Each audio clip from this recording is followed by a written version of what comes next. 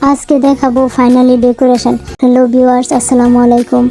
এর আগে আপনাদেরকে দেখাইছি আমি কিভাবে কেক বানাই। আজকে আমি দেখাবো আপনাদেরকে ফুললি ডেকোরেশন কিভাবে করলাম। দেখেন ভিউয়ার্স, আমি কেকটা কেটে নিলাম। তেমন সরঞ্জামাদি নাই, তারপরেও চেষ্টা করি কেক রুমে বানায় খাইতে। এখন দেখেন কেকের উপরে কত সুন্দর করে ক্রিম বসাইতেছি। ক্রিম দিয়ে তারপর আবার লেয়ার বসাইলাম। তারপর 3 ধাপে আমি লেয়ারটা বসাইছি। বসানোর পরে ক্রিমটা লাগানোর পরে দেখেন ছোট্ট একটা কেক বানাইছিলাম, ওইটা উপরে দিয়ে দিছি। তারপর ক্রিমের মধ্যে কালার দিয়ে দিলাম।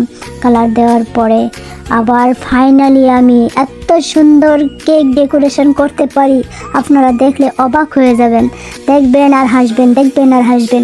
দেখেন কি সুন্দর করে কেক ডেকোরেশন করতেছি এবড়া করে।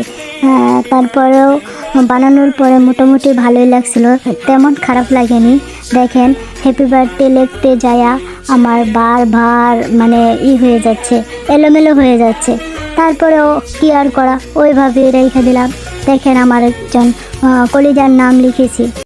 এখন খাওয়াবো আপনাদেরকে বগুড়ার বিখ্যাত দই। আমি দই অনেক পছন্দ করি, তার জন্য মেয়ের জামাই আমার জন্য দই নিয়ে আসছে।